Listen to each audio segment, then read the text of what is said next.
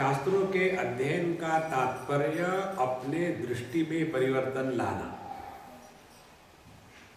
यदि अपने दृष्टि में परिवर्तन नहीं ला सके तो हमने शास्त्रों का अध्ययन किया या अध्यात्म में गए, ये केवल अपने आप को बेवकूफ बनाना है। देखो, ज़्यादा करके जितने भी सो कॉल्ड रिलीजियस लोग होते हैं उनमें रिलीजन का कोई नाम ही नहीं। रोने के लिए एक कमरा और मिल गया। देखो, थोड़ा भी व्यक्ति सजगता से, सावधानी से नहीं जीता। देखो, आध्यात्मिक जीवन में सावधानी अत्यंत आवश्यक है। जैसे ये सावधानी शुरू कर देते हैं,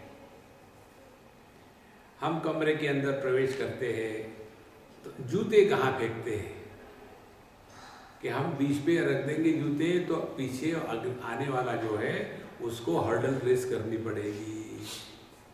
सावधानी का अभाव। एक बार वृंदावन में सत्संग चल रहा था और महात्मा जी बैठे थे। उतने में एक लेट लतीफ आ गए।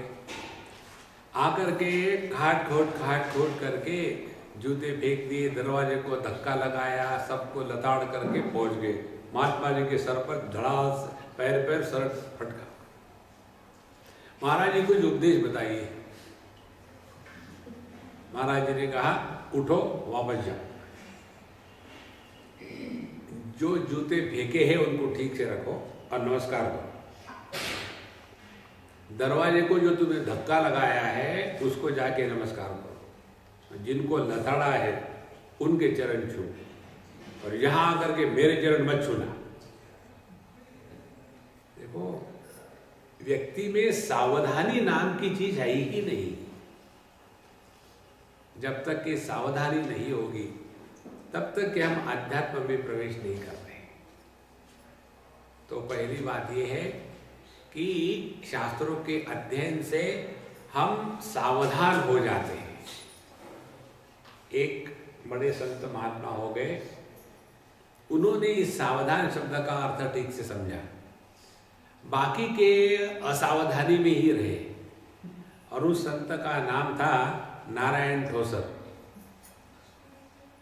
जब उनके विवाह का मंत्र उच्चारण हो रहा था, सावधान, और वो भाग निकले, सावधान हो गए। और हम सावधान नहीं, हम बेसावध हो जाते। देखो, थोड़ा तो सावधान रहना है जीवन में। अच्छा, एक तो ये बात हो गई। तो जब हम सावधानी से शास्त्र का अध्ययन करेंगे तब जीवन में दृष्टि में परिवर्तन आएगा। यदि इसलिए अध्ययन कर रहे हैं कि जिसके द्वारा हमारी इच्छा पूरी हो। देखो, हे भगवान, हम जो है ना एक सप्तशती का 21 पाठ करेंगे, हमारी लड़की की शादी हो जाए।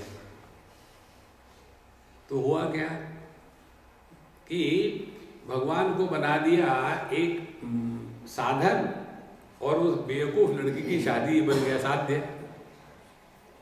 देखो महाराज, और इसी कारण से कितने सालों तक कितना अध्यात्म होता है, लेकिन जीवन में शांति नहीं, प्रेम नहीं, समझ नहीं, केवल गड़बड़ी ही गड़बड़ी है और कुछ